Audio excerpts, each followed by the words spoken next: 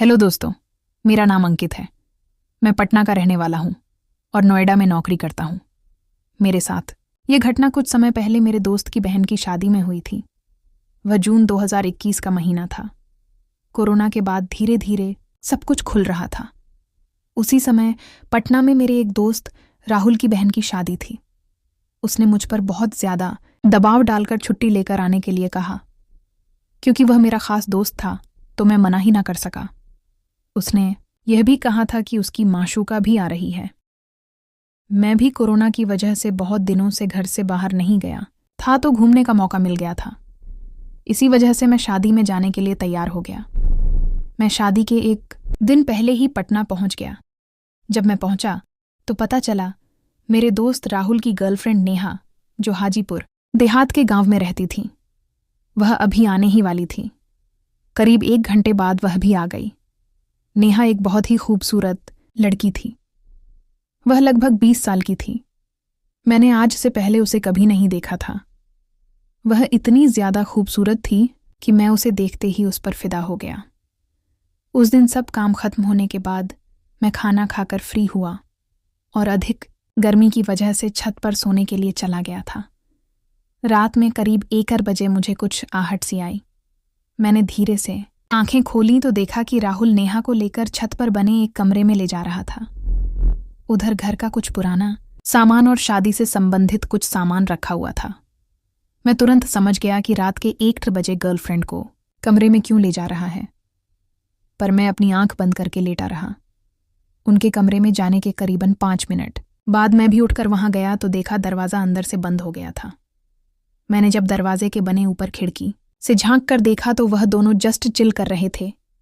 फिर वह दोनों काम खत्म करके बाहर आने लगे तो मैं जल्दी से वापस अपनी जगह पर जाकर लेट गया और सोने की एक्टिंग करने लगा। उनके जाने के बाद मेरा भी मन नेहा के मायाजाल में पड़ने लगा। मैं रात भर नेहा के बारे में सोचता रहा और करवटें बदलता रहा।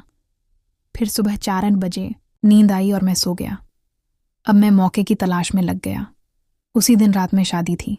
शादी का पंडाल घर से थोड़ा दूर था। शादी में नेहा ने लहंगा पहना हुआ था और वह बहुत खूबसूरत लग रही थी।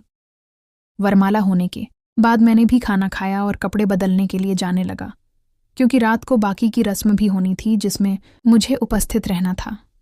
नेहा को भी कपड़े बदलने थे, इसलिए उसने राहुल से कहा, तुम भी साथ में चलो। बीच रास्ते में अंधेरा है, मुझे डर लगता है। राहुल ने कहा, तुम अंकित को साथ में लेती जाओ, मुझे यहां पर बहुत काम है। ये सुनकर मैं तुरंत तैयार हो गया। रास्ते में काफी अंधेरा था और कुछ कुत्ते भी भौंक रहे थे। कुत्तों के डर से नेहा अचानक से मेरे पास आकर चिपक गई। मैंने भी मौका देखकर उसे पकड़ लिया। वह गुस्से में बोली, ये क्या बदतमीजी है? मैंने कहा, यह तो कुछ भी नहीं है। मैंने तो कल रात को छत पर ना जाने क्या क्या देखा है। वह अनजान बनती हुई बोली, तुमने ऐसा क्या देखा है? मैंने अपना मोबाइल निकालकर उसे उसकी रात वाली वीडियो दिखा दी। वह बोली, इसे डिलीट करो। मैंने कहा, हाँ, डिलीट हो जाएगी, लेकिन मुझे क्या मिलेगा? नेहा बोली, कुछ नहीं, और घर की ओर चलने लगी। मैं भी धीरे धीरे उसके पीछे चलने लगा। वह घर आ गई और कमरे में कपड़े बदलने के लिए चली गई। फिर अचानक से उसने कमरे में से आवाज दी, अंकित, 1 मिनट अंदर आना। मैं जब अंदर पहुंचा तो वह लहंगे में थी।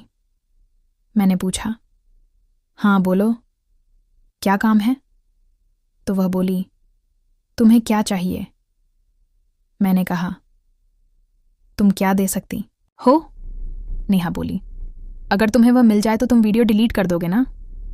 मैंने बोला, वह नहीं दोगी तब भी वीडियो तो डिलीट कर दूंगा। बस मुझे इतना कहना है कि मेरे पास तुम्हारे आशिक से बड़ा वाला है और मैं देर तक मेहनत भी कर सकता हूं। उसने मेरी तरफ घूर कर देखा और दरवाज़ा बंद कर दिया। फिर मैंने ज़बरदस्त जस्ट चिल किया। उसके बाद मैंने बोला, चलो अब चलते हैं। उसने कहा, ओके, तुम बाहर जाओ, मैं जल्दी से तैयार हो जाती हूँ। मैं बाहर जाकर खड़ा हो गया। वह भी 5 मिनट में तैयार होकर बाहर आ गई। मैं उसके हाथ में हाथ डाला और उसके साथ वापस शादी वाली जगह के लिए चल दिया। वह कहने लगी, तुम सच में मुझे बहुत पसंद आए। कल तुम मेरे साथ चलना, मेरी फ्रेंड के कमरे पर चलकर एंजॉय करेंगे। मैंने इसे थैंक्स कहा और कुछ ही देर में हम दोनों शादी के पंडाल में आ गए। शादी के दूसरे दिन मैं फ्री हो गया था। मैंने नेहा की तरफ देखा तो उसने मुझसे कहा, तुम पहले यहाँ से निकल जाओ। मैंने कहा। फिर तो उसने मुझे अपना नंबर देते हुए कहा कि तुम मुझे दोपहर में 2000 बजे पटना बस स्टॉप पर मिलना। मैंने कहा ठीक है। सवेरे 9 बजे मैं अपने दोस्त के घर से निकल गया और पटना बस स्टॉप जाकर उसका इंतज़ार करने लगा। मैं यह भी सोच रहा था कि पता नहीं वह आएगी भी या नहीं, ऐसा ना हो कि उसने मुझे उल्लू बना दिया हो। मैं यही सब सोचता रहा और बस स्टॉप के पास एक होटल में जाकर सो गया। रात की नींद पूरी कर लेने के बाद मैं करीब 1 बजे उठा और नेहा के आने का इंतज़ार करने लगा। करीब 1:30 बजे नेहा का फ़ोन आया। उसने मुझसे कहा, कुछ पैसे निकाल कर रखे रहो, मैं आ रही हूँ, रास्ते में हूँ। मैंने पूछा, कितने पैसे? तो उसने कहा, ज़्यादा नहीं, सिर्फ 10। ये वो ज़रा ही निकाल कर रख लो, मुझे कुछ शॉपिंग करनी है। मैं जल्दी से ATM से पैसे निकाल कर नेहा का इंतज़ार करने लगा। वह करीबन 1:45 बजे आई। उसने सिंपल सा सलवार सूट पहना हुआ था और हल्की गुलाबी रंग की लिपस्टिक लगाई थी।